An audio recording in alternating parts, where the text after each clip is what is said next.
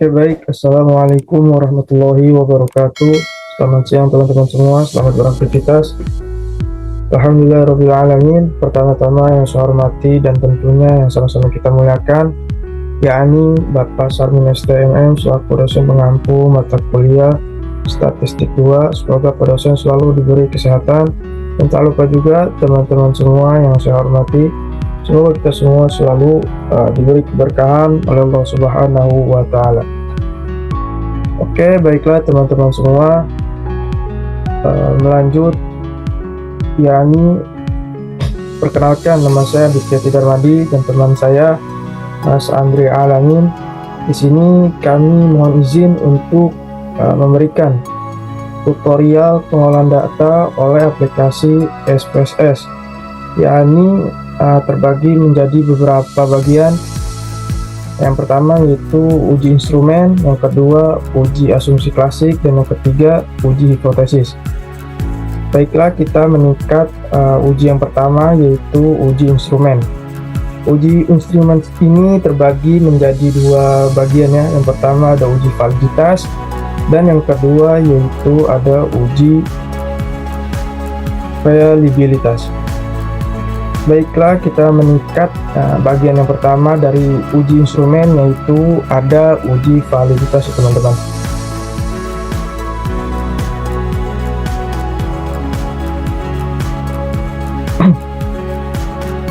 Uji validitas merupakan metode penelitian yang berguna untuk mengetahui kevalidan atau kesesuaian angket yang digunakan oleh peneliti untuk memperoleh data dari para responden atau sampel peneliti.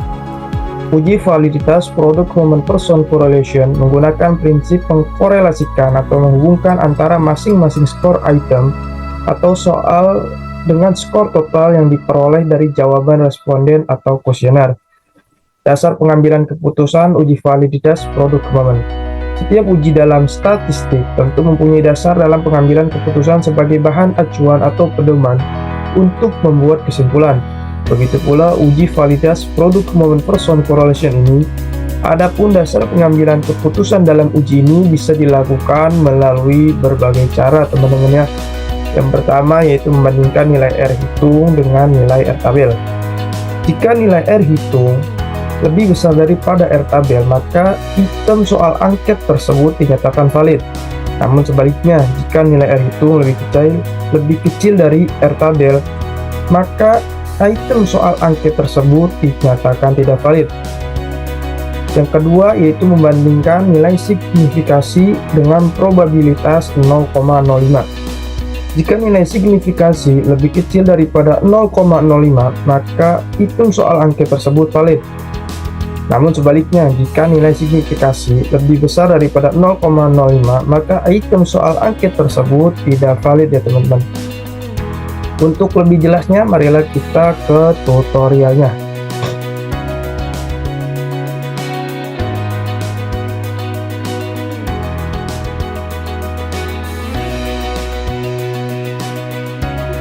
Oke teman-teman, di sini saya sudah siapkan ya beberapa data dari uji validitas ini. Di sini saya siapkan ada kurang lebih 30 responden untuk menguji kevalidannya.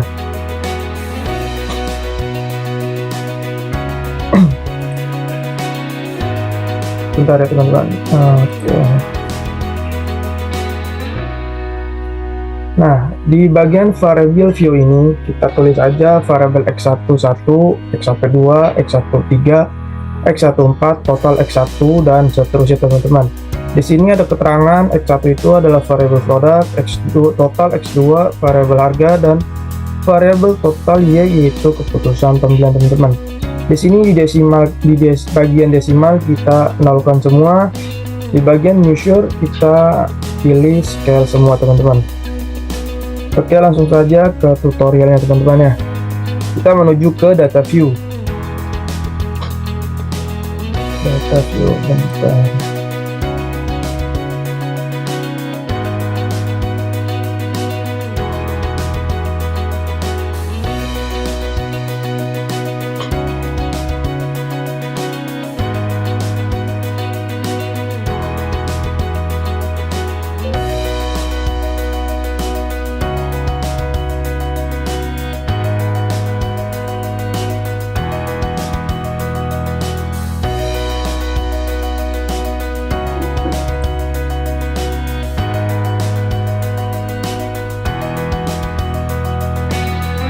Oke, kita lanjut teman-teman.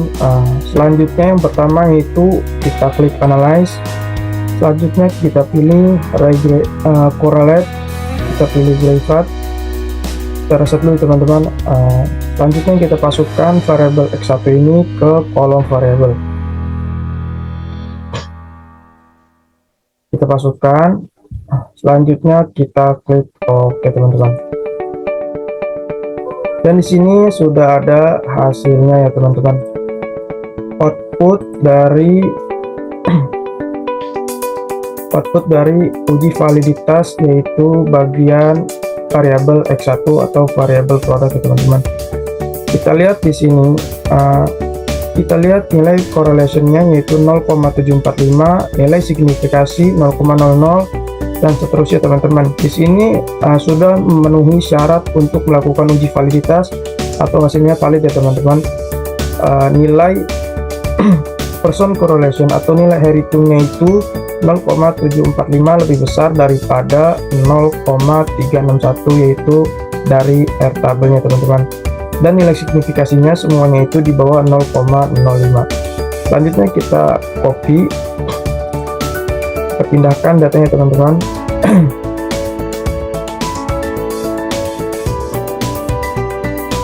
Kita pindahkan ke data kita yang tadi kita teman-teman. Nah, di sini sudah saya persingkat, saya sudah pindahkan output yang tadi ke dalam sini.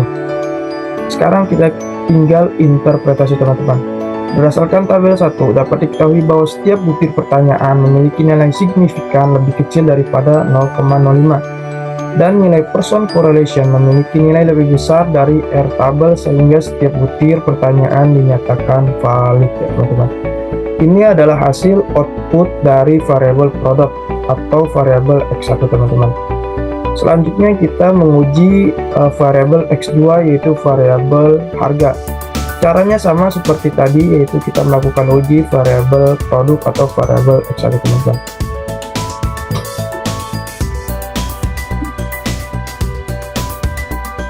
Kita lihat teman-teman di sini, yaitu kita klik analyze, klik correlate, kita klik derivat, kita reset dulu teman-teman. Kita masukkan variabel X2 nya, kita pindahkan ke kolom yang di sampingnya, kita klik OK teman-teman.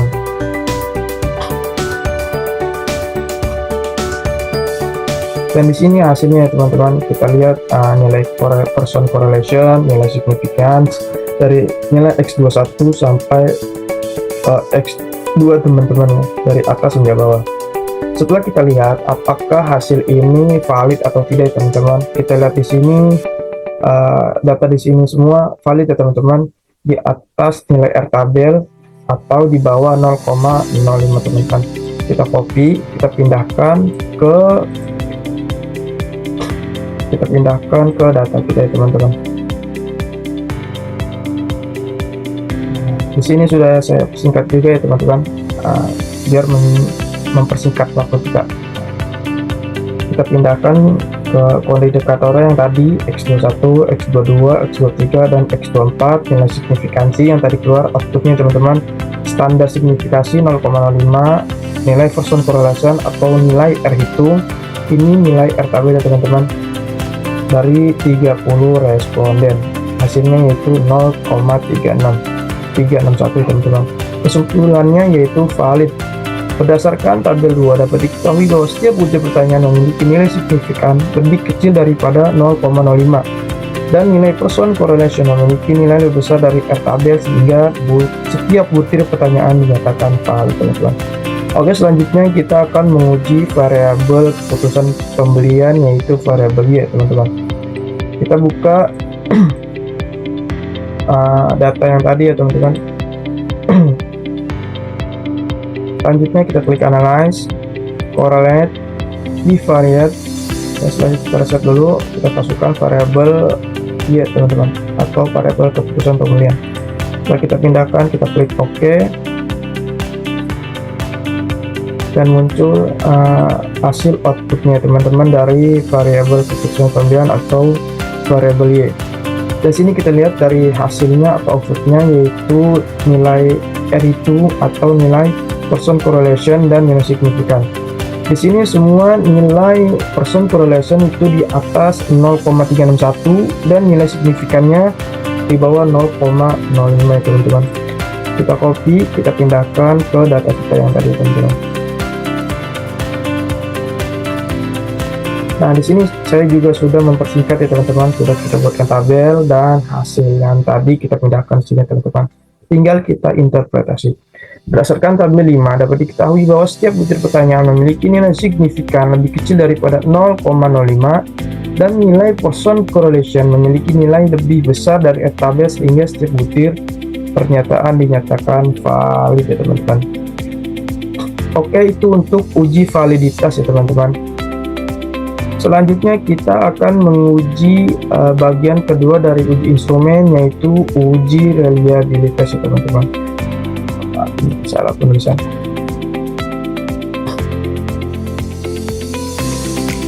Reliabilitas. Oke, langsung saja teman-teman, ini pengertian dari uji reliabilitas. Secara umum, reliabilitas diartikan sebagai suatu hal yang dapat dipercaya atau keadaan dapat dipercaya. Dalam analisis statistik pada penelitian, uji reliabilitas berfungsi untuk mengetahui tingkat konsisten suatu angket digunakan oleh peneliti, sehingga angket tersebut dapat diandalkan untuk mengukur variabel penelitian. Walaupun penelitian ini dilakukan berulang-ulang dengan angket atau kuesioner yang sama. Dasar keputusan dalam uji reliabilitas Alpha Cronbach. Dalam bukunya V. Wiratna Sujarweni tahun 2014, SPSS untuk penelitian, Yogyakarta, Pustaka Baru Press, halaman 193, menjelaskan bahwa uji reliabilitas dapat dilakukan secara bersama-sama terhadap seluruh butir atau item pertanyaan dalam angket atau kuesioner penelitian. Adapun dasar pengambilan keputusan dalam uji reliabilitas adalah sebagai berikut teman-teman. Yang pertama, jika nilai Cronbach alpha lebih besar dari 0,60 maka kuesioner atau angket dinyatakan reliable atau konsisten.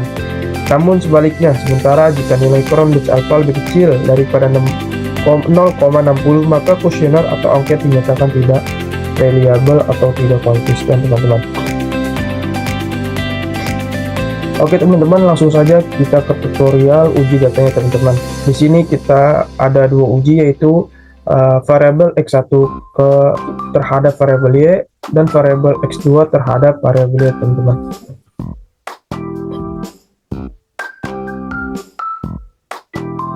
Langsung saja kita uji ya teman-teman, variabel X1 terhadap variabel Y teman-teman. Kita klik scale, kita klik lagi reliability analysis. Nah, kita masukkan, maaf ya teman-teman, di sini untuk uji reliabilitas kita ujinya satu-satu ya teman-teman, seperti uji validitas sebelumnya. Kita uji dari variabel X1, X2 dan variabel Y ya, teman-teman. Kita uji yang pertama, yaitu uji variabel X1 atau variabel produk ya, teman-teman. Kita reset dulu, kita pasukkan variabel X1 yaitu variabel produk ke dalam kolom item atau yang di sampingnya. Kita klik statistik, selanjutnya kita pilih scale if item deleted, lanjut kita klik continue teman-teman, selanjutnya kita klik OK. Nah, di sini sudah muncul ya teman-teman hasil output dari variabel X1 dari uji reliabilitas teman-teman.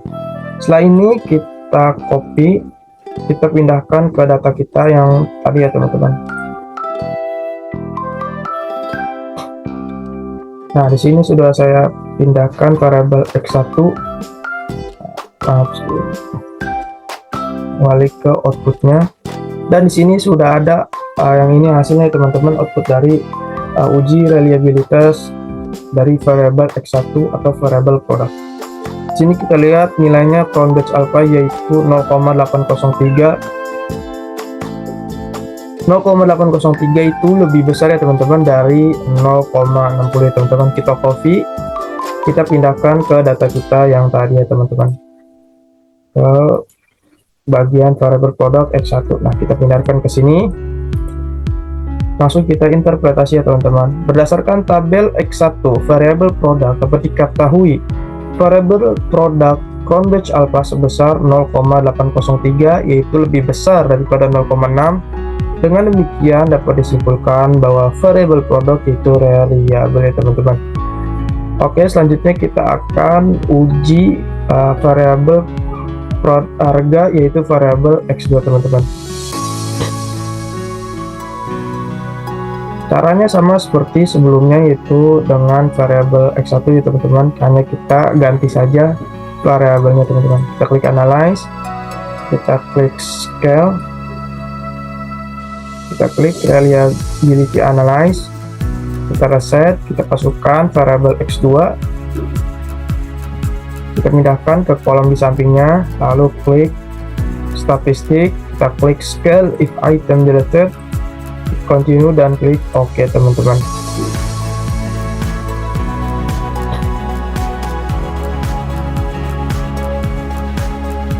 Nah, di sini sudah ada hasilnya ya teman-teman. Nah, sini hasilnya kita copy, kita pindahkan ke data kita ya teman-teman. Oke, nah di sini sudah saya input ya teman-teman untuk variabel harga X2. Berdasarkan tabel X2 dapat diketahui bahwa variabel produk variabel harga teman-teman, benar sekali.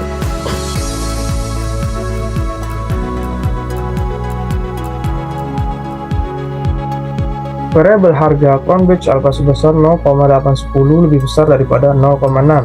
Dengan demikian dapat disimpulkan bahwa variabel harga itu variabel ya teman-teman. Oke, selanjutnya kita uji variabel keputusan pembelian atau variabel ya teman-teman. Caranya sama seperti sebelumnya, yaitu kita klik analyze, kita klik scale, kita klik reliable analysis, kita reset dulu.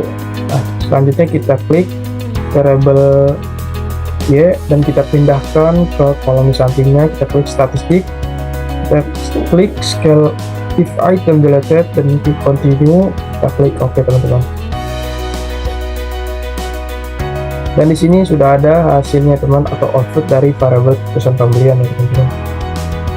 Kita klik, kita copy, kita masukkan ke data kita teman-teman.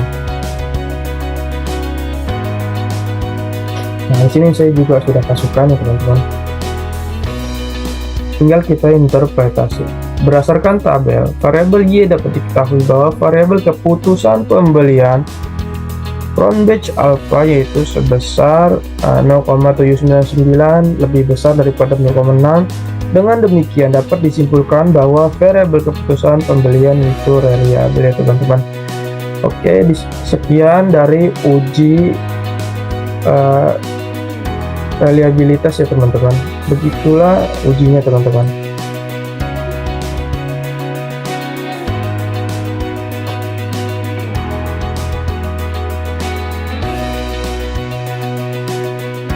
Oke, meningkat uji yang selanjutnya itu teman-teman, uji asumsi klasik teman-teman. Uji asumsi klasik ini menjadi 4 bagian ya. Yang pertama ada uji normalitas, ada uji linearitas, yang ketiga ada uji multikolonialitas, yang keempat ada uji heterokedastisitas teman-teman. Oke, meningkat yaitu yang pertama ada uji normalitas teman-teman. Uji normalitas merupakan salah satu bagian dari uji persyaratan analisis data atau uji asumsi klasik. Artinya, sebelum kita melakukan analisis statistik untuk uji hipotesis, dalam hal ini adalah analisis regresi, maka data penelitian tersebut harus diuji kenormalan distribusinya. Tentunya kita juga sudah tahu kalau data yang baik itu adalah data yang berdistribusi normal teman-teman. Dasar pengambilan keputusan dalam uji normalitas KS. Yang pertama, jika nilai signifikasi lebih besar daripada 0,05 maka data penelitian berdistribusi normal. Namun sebaliknya teman-teman, jika nilai signifikasi lebih kecil daripada 0,05 maka data penelitian tidak berdistribusi normal teman-teman. Oke, lebih jelasnya kita tutorialnya teman-teman ya untuk uji normalitas.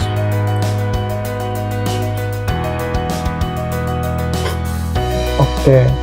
Berbeda dengan uji instrumen ya teman-teman. Di sini untuk uji asumsi klasik atau uji normalitas ini kita memakai yaitu sekitar 100 responden ya teman-teman. Dan yang dipakai hanya totalnya saja, yaitu ada total X1 yaitu total variabel produk, total X2 variabel harga, dan yang ketiga total Y yaitu variabel keputusan pembelian teman-teman. Oke teman-teman, langsung saja kita ke tutorialnya untuk uji normalitas teman-teman. Yang pertama yaitu ada analyze, kita klik regression, kita klik linear, kita reset dulu teman-teman. Selanjutnya untuk variabel produk atau X1 dan variabel harga atau variabel X2 kita pindahkan ke kolom independen teman-teman. Untuk variabel Y atau variabel keputusan pembelian kita pindahkan ke kolom dependen. Selanjutnya kita pilih cell, kita klik bagian residual, selanjutnya kita klik unstandarized, selanjutnya kita klik continue, selanjutnya kita klik OK teman-teman. Dan di sini sudah ada hasil dari variabel residualnya teman-teman ya.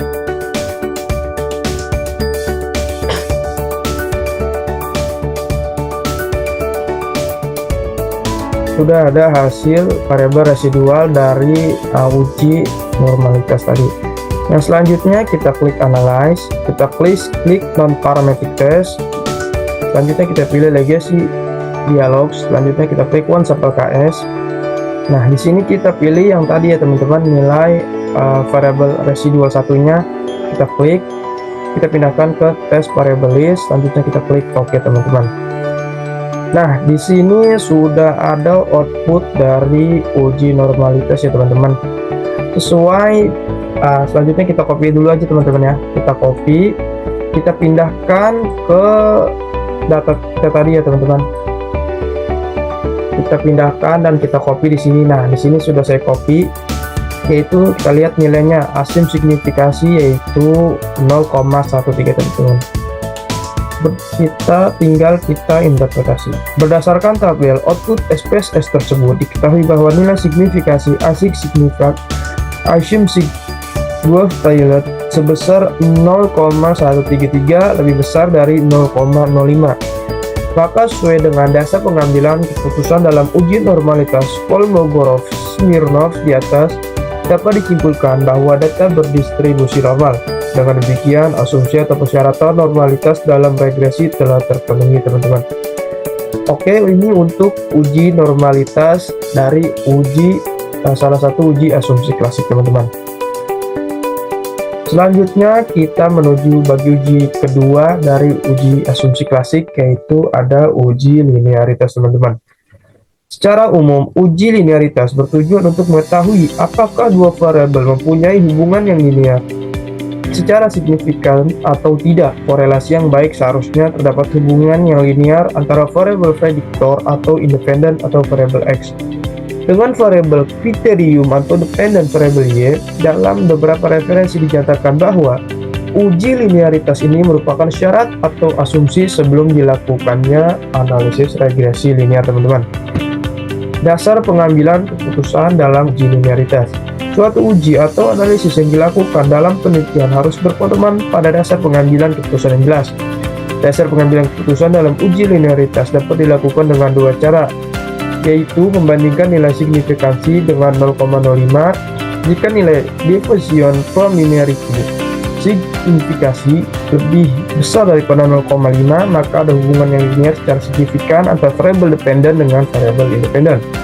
Jika nilai deviation from linearity signifikan lebih kecil daripada 0,05, maka tidak ada hubungan yang linear secara signifikan antara variabel independen dengan variabel dependen teman-teman. Selanjutnya itu membandingkan nilai F hitung dengan F tabel teman-teman. Jika nilai F hitung lebih besar, lebih kecil daripada F tabel, maka ada hubungan yang linear secara signifikan antara variabel dependen dengan variabel dependen. Jika nilai F hitung lebih besar dari F tabel, maka tidak ada hubungan yang linear secara signifikan antara variabel dependen dengan variabel dependen ya teman-teman. Di sini dalam uji linearitas kita ada dua uji. Yang pertama yaitu kita uji variabel X atau variabel produk terhadap variabel Y atau terhadap variabel keputusan pembelian. Yang kedua yaitu kita uji variabel X2 atau variabel harga terhadap variabel Y atau variabel keputusan teman-teman. Langsung saja kita ke tutorialnya.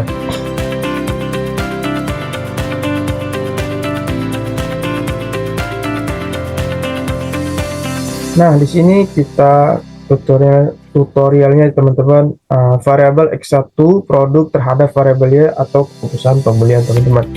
Kita klik analyze, kita klik compare means, kita klik means, kita pilih produk, variabel produk atau variabel X1 ke independent list, kita klik keputusan pembelian atau variabel Y ke dependent list, kita klik option. Dalam kolom sel statistik harus kita pastikan teman-temannya, yaitu ada bagian means, number of cases, standard deviation. Selanjutnya kita klik test for linearity, kita klik continue dan kita klik OK teman-teman. Nah, di sini sudah muncul hasil output dari uji linearitas untuk variabel X1 terhadap variabel Y teman-teman. Selanjutnya kita copy, kita pindahkan ke data kita ya teman-teman. Nah, di sini sudah saya pindahkan.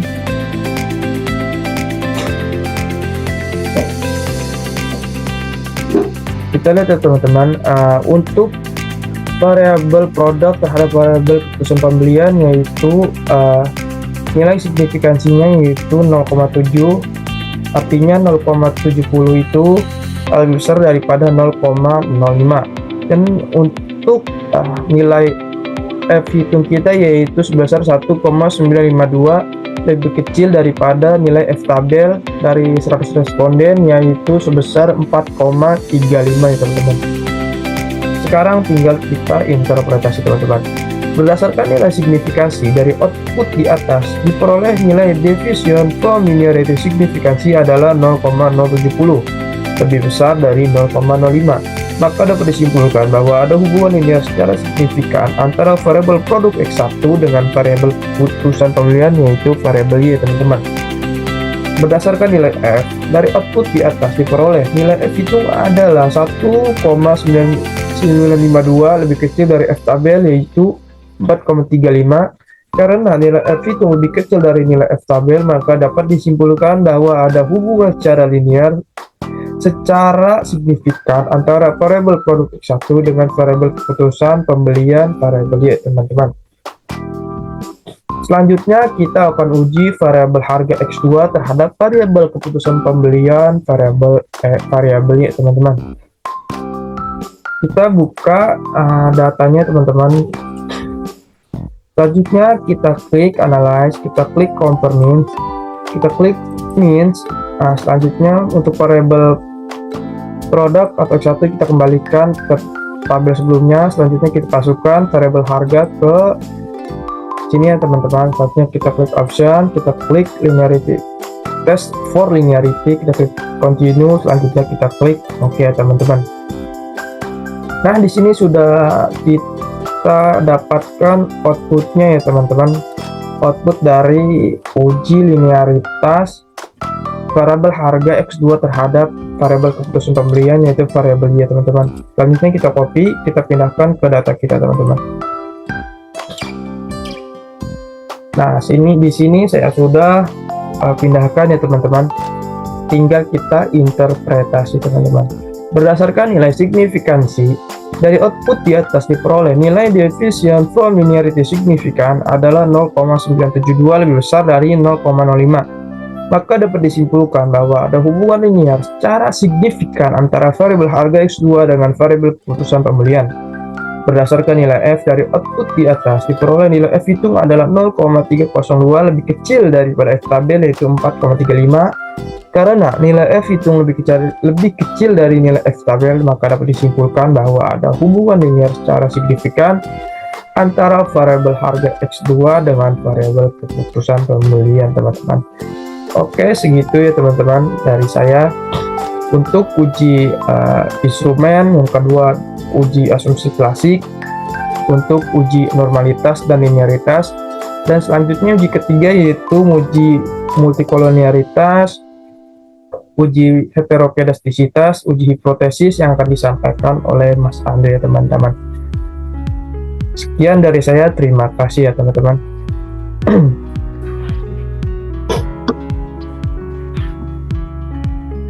Oke, assalamualaikum warahmatullahi wabarakatuh. Di sini saya yang bernama Andre ingin lanjut tutorial yang telah diberikan oleh Mas Aditya Tidarmadi. Terima kasih atas materi yang telah disampaikan. Di sini saya akan melanjutkan tutorial dimana sebelum tutorial uji instrumen dan uji klasik sampai dengan uji selanjutkan dengan uji hipotesis. Jadi yang pertama kita tutorialkan uji linearitas.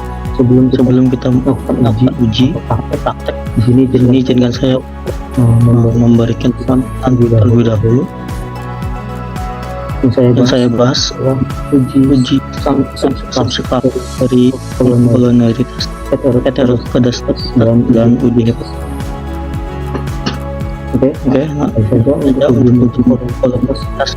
Uji multikolonialitas adalah merupakan bagian dari uji asumsi klasik, normalitas dan heterokedastisitas. Dalam analisis regresi linear berganda, tujuan digunakan multikolonialitas untuk menguji apakah ditemukan adanya korelasi itu hubungan antara variabel bebas atau variabel independen. Ketika regresi harusnya tidak terjadi korelasi antara variabel bebas dan tidak terjadi gejala multikolonialitas. Tidak terjadi gejala, maka akan berakhir keraguan atau ketidakpastian pada suatu analisis yang dilakukan. Selanjutnya di sini ada dasar pembahasan dalam uji multikolonialitas dalam ketentuan toleransi. Seperti yang kita ketahui, bahwa kasus akan dilakukan pasti ada dasar pengambilan keputusan. Adapun dasar pengambilan keputusan uji multi ini yaitu dengan toleransi dan VIF dengan sebagai berikut. Pedomannya pertama, jika nilai toleransi lebih besar dari 0,20, maka artinya tidak terjadi multikolonialitas dalam model regresi. Yang kedua, nilai toleransi lebih kecil dari 0,10, maka artinya terjadi multikolonialitas dalam model regresi. Pedoman berdasarkan VIF inflation. Yang pertama, jika nilai VIF lebih kecil dari 10,00, maka artinya tidak terjadi multi dalam model. Adapun jika nilai VIF lebih dari 10,00, maka artinya terjadi multikolonialitas dalam model. Selanjutnya yang masuk teknik ujinya termasuk ke dalam SPS Indonesia. Oke, di sini kita juga ada data satu X2 dan Y. Kalau kita lihat seperti apa, kita lihat ada X1, X2 dan Y. Ini belum pakai labelnya produk. Untuk X2 adalah untuk Y adalah keputusan pembelian. Dilihat tuh value kolom lain oleh bisa diaplikasikan di PSS. Lanjut kita pakai. Di sini ada analis baru. Kita pilih analis. Regression. Kita pilih linear. Nah, untuk dependent kita pilih variabel Y atau keputusan pengambilan, dan independent pilih X dua-duanya. Lalu kita pilih statistik. Nah, di sini model fit matrices tentang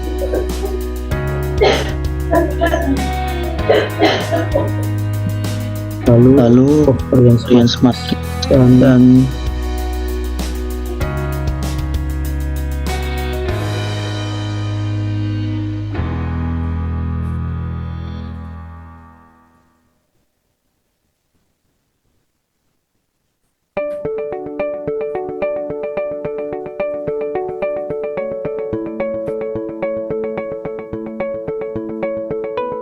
untuk linear regression kita lihat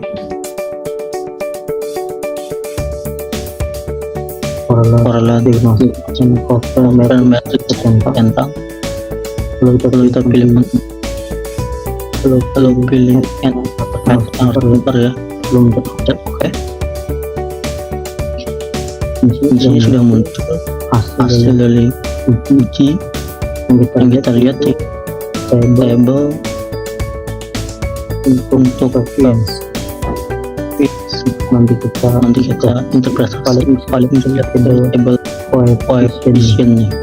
Jadi kita ini ada table yang sama dengan hasil uji tadi. Berdasarkan coefficient pada bagian linearitas diketahui variabel pasal 1 adalah 0,659. Karena di sini kita cari produk dia adalah toleransi 0,59. Untuk variabel harga dia sama 0,9 harga ya. Untuk variabel X sementara untuk nilai variabel yaitu kita lihat di kolom 1,517. Untuk variabel harga atau X2 juga sama ya.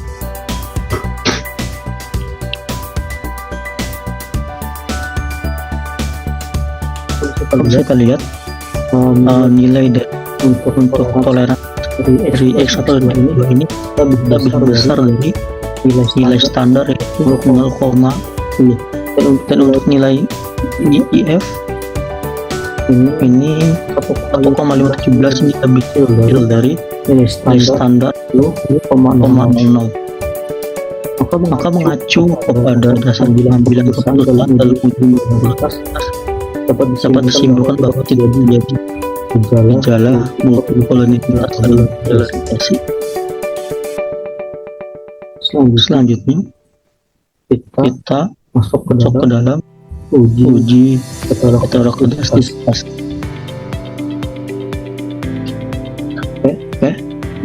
Penjelasan uji ini itu uji heterogeneisitas yang merupakan bagian dari klasik dalam analisis yang perlu diuji dalam model regresi. Jadi ketidaksamaan dari nilai residu atau pengamalan yang lain. Jika varian dari nilai residu pengamal dan bersifat maka disebut pada disipasi. Namun jika varian dari residu untuk pengamatan lain berbeda disebut disipasi. Model regresi yang seharusnya tidak terjadi adalah heterogeneisitas. Di sini ada dasar untuk mengambil kepentingan uji heterogeneisitas dengan model laser. Seperti yang kita tahu bahwa uji pasti menjadi dasar untuk mengambil keputusan. Itu putusan berguna sebagai pedoman dalam menentukan sebuah kesimpulan atau hasil yang telah dilakukan itu layak atau tidak. Adapun dasar pengambilan keputusan dalam uji atas menggunakan uji Gleacher adalah satu dan nilai signifikasi atau lebih besar dari 0,05, maka kesimpulannya tidak terjadi dalam menggelar tes. Sebaliknya, jika signifikasi lebih dari 0,05, kesimpulan adalah telah terjadi gejala heterosklerosis dalam menggelar tes.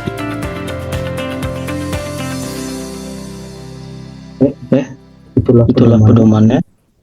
Kita masuk ke dalam tutorial ya. Ini seperti tadi sudah punya data untuk variabelnya sama seperti ini. Lalu kita pilih analis, pilih regression linear. Untuk tadi independen X2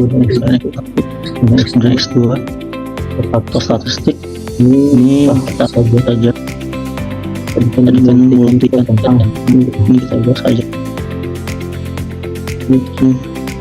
untuk plot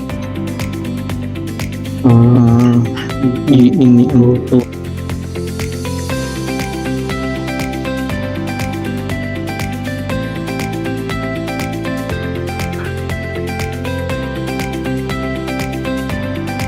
untuk variabel ini kita pilih spread. Untuk variabel X kita pilih spread. Setelah sudah kita continue, lalu kita tes ya. Kita tunggu. Nah, keluar nilai ujinya.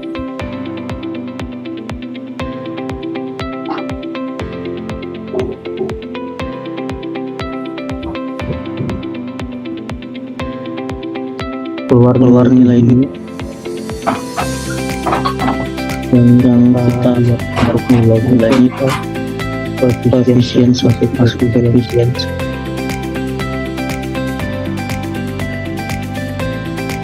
lanjut interpretasi. Nah tabel sama seperti di table yang tadinya sudah saya kontrol langsung interpretasi. Berdasarkan output di atas, ketahui bahwa nilai signifikasi untuk variabel X1 adalah 0,95. Produk. Kita pilih tabel kolom C. Yang kedua itu 0,5. Dan untuk variabel X2 adalah 0,94. Harga atau X2 yang tabel yang 0,49. Karena tidak sedikit terdapat kedua tabel atas lebih besar dari 0,5, maka sesuai dengan pengambilan dalam uji dapat bukan bahwa tidak terjadi dalam heterosklerosis. Si pedoman yang kita cermati bila lebih besar dari 0,5, maka kesimpulan tidak terjadi gejala heterosklerosis. Selanjutnya kita pilih uji hipotesisnya ada 4 poin yang kita uji. Yang pertama analisis dan prediksi berganda, yang kedua uji T, dan ketiga uji yang keempat koefisien determinasi. Pertama dulu kita analisis berganda. Kita lihat. Kita jelaskan dahulu. Analisis regresi berganda adalah teknik statistik yang digunakan ada atau tidaknya antara dua atau bebas X terhadap variabel secara simultan. Dasar pengambilan keputusan bersama regresi dengan SPSS. Kita melihat nilai-nilai kolom B. Vincenta dapat merumus pertama ini Y sama dengan B1 X B2 keterangannya bisa diberi untuk kriterium A untuk konstan, B untuk dan X untuk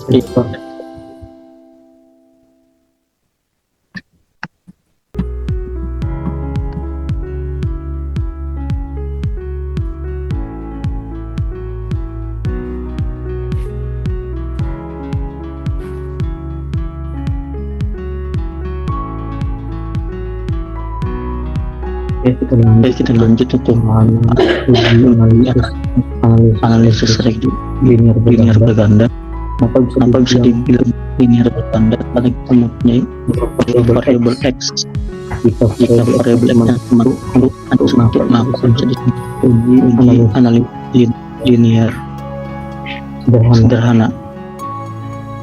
Sehingga sudah punya data yang variabel ini juga tidak berubah. Pertama kita lihat lanjut kita pilih analisis tutorialnya uji hasilnya berganda pilih linear biasa dependen iya independen tapi dua statistik model sintaksnya centang ininya kita berdua ini kalau sudah oke.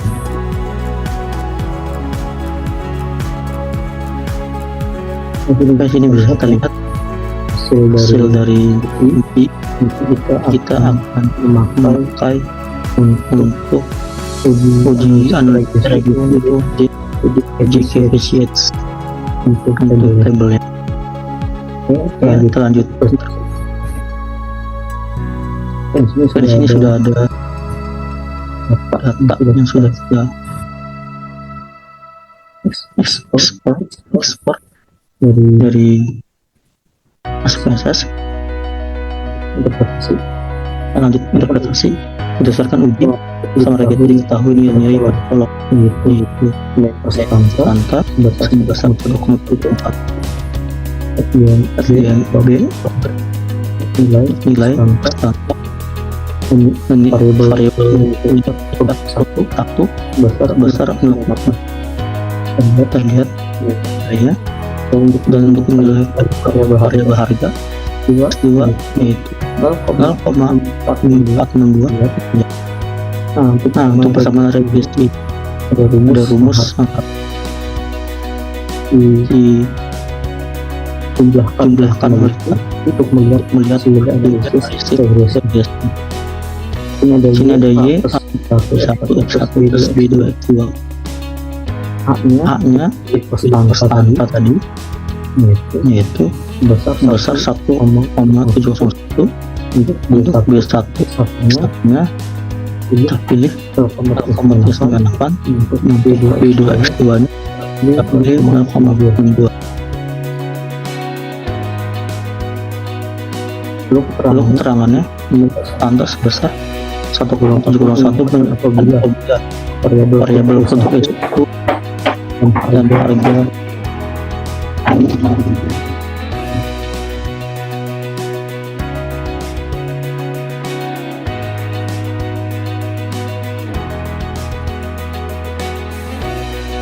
nilai konstanta 1,701 dan apabila variabel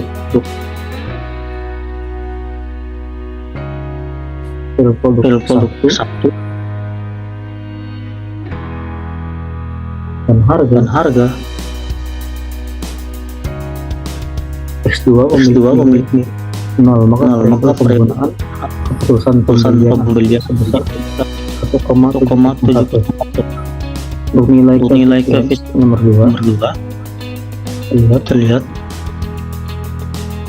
regresi untuk sebesar 0,398 dan bernilai positif. Artinya jika nilai mencapai keluar, maka keputusan pembelian akan mengalami kenaikan 0,398 atau dalam persentase bilang itu 0,8%.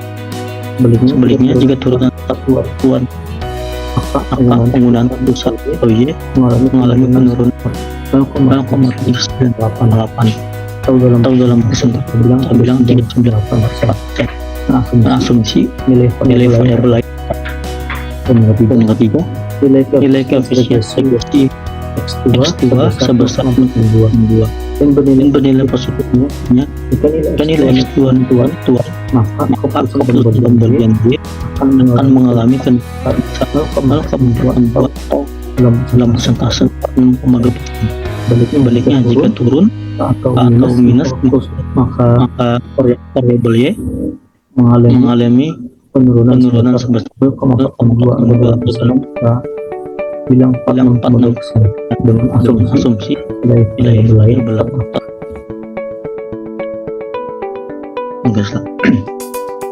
Selanjutnya kita akan uji T. Uji T merupakan uji hipotesis yang bertujuan untuk mengetahui apakah variabel X secara parsial berpengaruh terhadap variabel Y. Dasar pengambilan keputusan uji T adalah perbandingan nilai, simplifikasi, dan perbandingan nilai T tabel. Jika nilai sig itu lebih kecil dari 0,05 atau standar dari uji T ini dan nilai hitung lebih besar dari T tabel, maka ada pengaruh variabel X terhadap variabel Y dan sebaliknya. Di sini soalnya kita pakai biasa sudah. Ini prakteknya seperti kita praktek analisis regresi berganda ya, jadi dengan regression linear. Untuk independennya kita pilih videonya saja, terus menambah balik statistiknya biasa, kita pilih OK.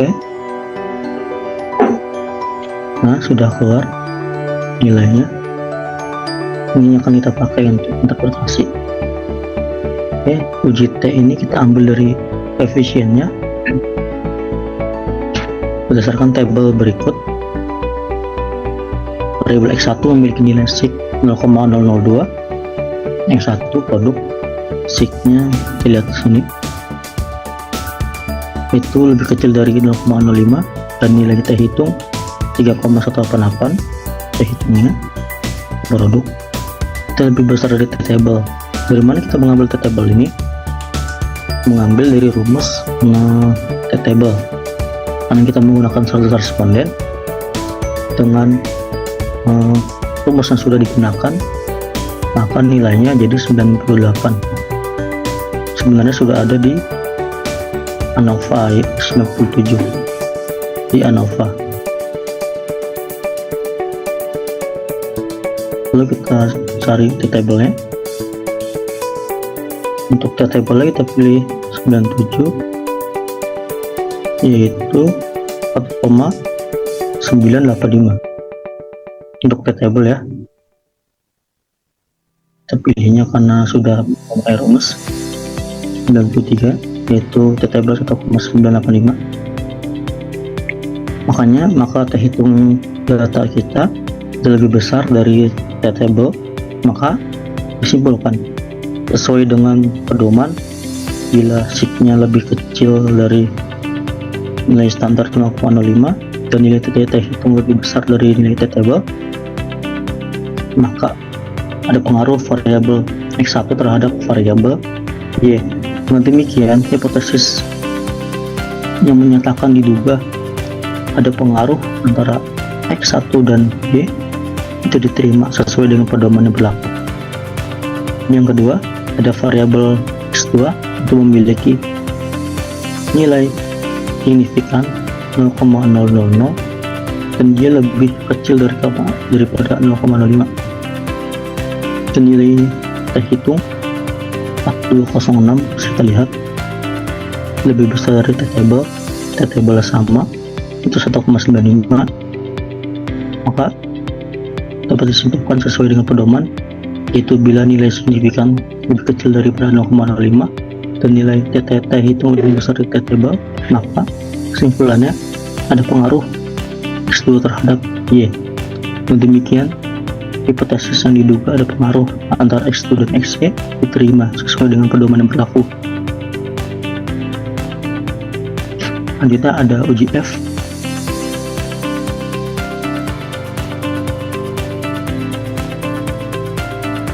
Uji F ini kita lihat adalah merupakan uji hipotesis yang bertujuan untuk mengetahui pengaruh variabel X secara simultan atau bersama-sama terhadap variabel Y. Jadi kita mempunyai uji penelitian itu variabel X nya 2, maka kita uji keduanya untuk melihat hipotesis apa pengaruh terhadap variabel Y.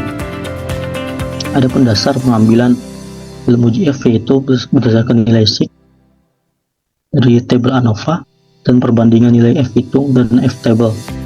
Jika nilai sig lebih kecil atau kurang dari 0,05 dan nilai F hitung lebih besar dari F table, maka variabel X secara bersama-sama atau simultan terhadap variabel Y itu berpengaruh dan hipotesis terima. Oke, lanjut. Sini ada hasil tadi. Hasil tadi pas kita uji T dan uji analisis regresi itu tadi kan koefisien kita pilih untuk uji T dan untuk uji F kita pilih ANOVA-nya. Lanjut kita interpretasi. Di sini sudah saya ambilkan berdasarkan tabel uji F, variabel tingkat produk atau variabel X1 dan X2 dapat diketahui nilai signya 0,000. Signya di sini itu lebih kecil daripada 0,05 dan F hitung kita lihat di sini itu 33,001 itu lebih besar dari F table 3,089, dimana kita bisa lihat 3,089 itu terlihat dari F table.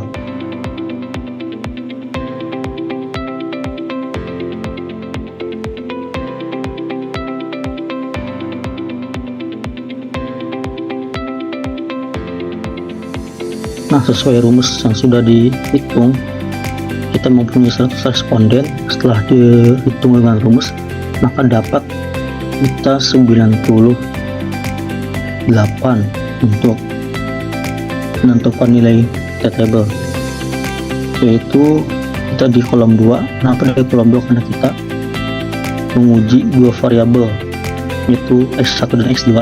Bila kita menguji di 3 variabel dan 4 variabel atau lebih, itu bisa mencari di kolom berikutnya. F tabel kita 3,989. Oke. Dan sesuai dengan dasar pengambilan, artinya X1 dan X2 simultan berpengaruh terhadap Y. Dengan demikian, hipotesis menyatakan diduga terdapat pengaruh secara simultan antara X dan X dan X1 dan X2 terhadap Y itu diterima sesuai dengan prosedur dasar dari uji F tersebut. Lanjut uji koefisien determinasi. Ini penjelasannya itu dilakukan untuk mengetahui seberapa besar kontribusi pengaruh yang diberikan oleh variabel X secara simultan terhadap variabel Y. Koefisien determinasi dapat dilihat melalui R2 atau R2 pada tabel model summary. Nah, ini dapat kita lihat di hasil uji yang awal di model summary terlihat. Jadi tidak perlu repot-repot uji lagi, tutorial lagi. Jadi sekali uji sudah keluar hasil uji T, uji F dan determinasi koefisien. semakin tinggi nilai koefisien terminasi, maka semakin baik model prediksi dari model penelitian yang diajukan, atau sebaliknya. Nilai koefisiensi determinasi itu antara 0 dan 1 menurut Ghazali. Dan lanjut. Nah, di sini kita interpretasi berdasarkan tabel di atas, diperoleh nilai adjusted R-square sebesar 0,393 terlihat di kolom ini 93. Hal ini berkemampuan variabel tingkat X1 dan X2 secara simultan mempengaruhi variabel Y sebesar 39,3%, sedangkan sisanya 60,7% dijelaskan oleh variabel lain selain variabel dependen atau X pada penelitian lain.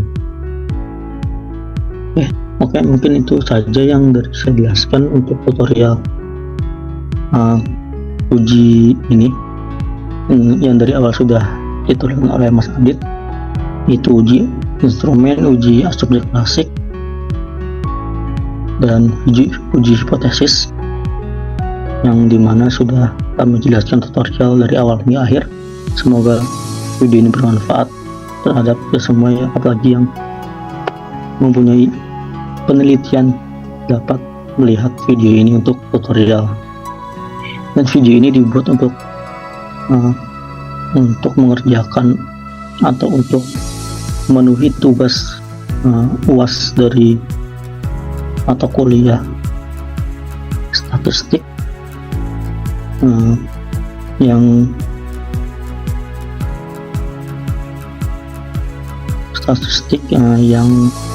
di mana kampus ini bernama Setia Keagamaan Indonesia. Dan mungkin itu saja yang dapat kami sampaikan. Kurang lebihnya mohon maaf. Assalamualaikum warahmatullahi wabarakatuh.